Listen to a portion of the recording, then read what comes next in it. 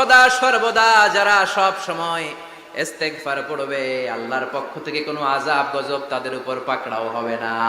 ওয়া মা কানাল্লাহু মুআযযিবাহুম ওয়া হুম ইস্তাগফিরুন। সুবহানাল্লাহ। যতক্ষণ তুমি ইস্তেগফার পড়বে আল্লাহর পক্ষ থেকে প্রোটেকশন আছে না নাই? তাহলে চারটা জিনিস পেলেন। এক নম্বরে বিপদ থেকে মুক্তি দিবে কে? টেনশন মুক্ত করে দিবে কে? রিজিকের ব্যবস্থা করে দিবে কে? আল্লাহর আযাব আর গজব থেকে আপনার হেফাজতে রাখবে কে? ইস্তেগফার পড়ার 5 নাম্বার ফজিলত হচ্ছে সব সময় ইস্তেগফার পড়লে আপনি মুস্তাজাবুদ দাওয়া হয়ে যাবেন। কি হয়ে যাবেন? মানে দোয়া করলেই কবুল করবে কে? মুস্তাজাবুদ দাওয়া, এই টার্মিনোলজি, এই পরিভাষাটা কি আজকে প্রথম শুনলেন? জি জি জি। খেয়াল রাখবেন, মুস্তাজাবুদ দাওয়া মানে এমন ব্যক্তি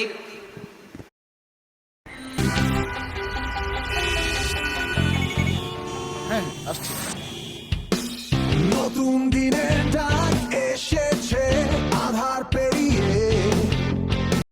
বাধা যতই আসুক যাব লক্ষ্যে গিয়ে, এ বিজয়ে শুরু আছে, নেই তো কোনো শেষ। তুমি আমি আমরা। খেয়াল রাখবেন, মুস্তাজাবুদ দাওয়া মানে এমন ব্যক্তি যেই ব্যক্তি দোয়া করতে দেরি কিন্তু দোয়া কবুল হতে দেরি হয়। হাত তুলে দোয়া করতে দেরি, মুহূর্তেই দোয়া কবুল করে নেয় কে?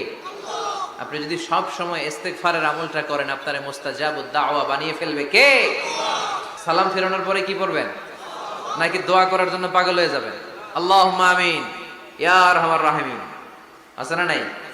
পাগল হয়ে যায় দোয়া করার জন্য, কিন্তু তাসবিহগুলো পড়তে চায় না। বিশ্বনবী লম্বা তাসবিহ পড়তেন, সালাম ফেরানোর পরেই আস্তাগফিরুল্লাহ পড়তে রাজি আছেন?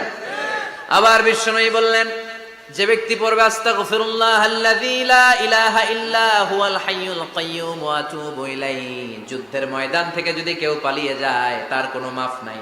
এটা অনেক বড় কবিরা গুনাহ। আত-তাওয়াল্লি মিন ইয়াউমিজ যাহফ, যুদ্ধের ময়দান থেকে পালালে ওর কোনো মাফ নাই।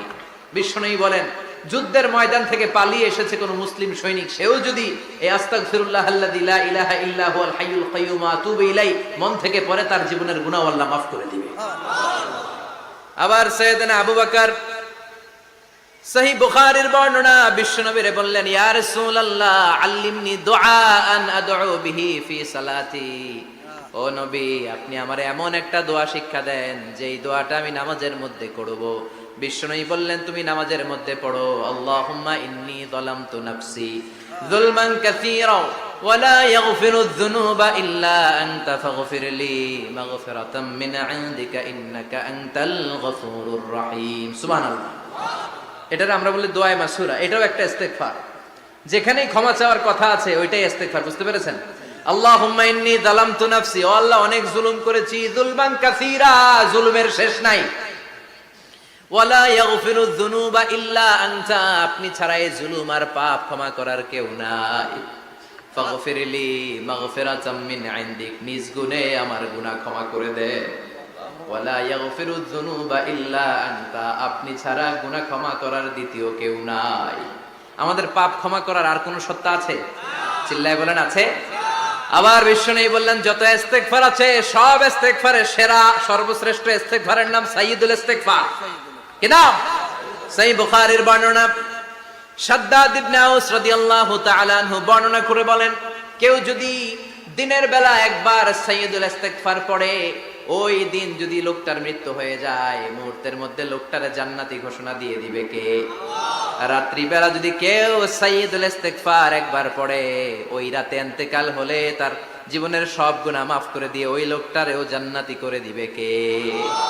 দিনে যদি সাইয়্যিদুল ইস্তেগফার একবার পড়েন, ওই দিনে ইন্তেকাল করলে আপনি জান্নাতি। রাতে যদি সাইয়্যিদুল ইস্তেগফার কেউ পড়েন, ওই রাতে ইন্তেকাল হলে আপনি জান্নাতি। এটা সহিহ বুখারীর বর্ণনা। সব ইস্তেগফারের রাজা, শ্রেষ্ঠ ইস্তেগফার। মুখস্থ আছে না? কার কার মুখস্থ আছে? হাত তুলেন। সাইয়্যিদুল ইস্তেগফার মুখস্থ আছে কার? মাশাআল্লাহ, তাবারাকাল্লাহ। এটা আপনাদের বাড়ির কাজ দিলাম। যাদের মুখস্থ নাই তারা গুগলে সার্চ করুন সাইয়্যিদুল ইস্তেগফার, লেখামাত্রই পেয়ে যাবেন। বইতে আছে, বিভিন্ন ইসলামিক দোয়ার বই আছে, গুগলে ইউটিউবে সার্চ দিলে পেয়ে যাবেন এই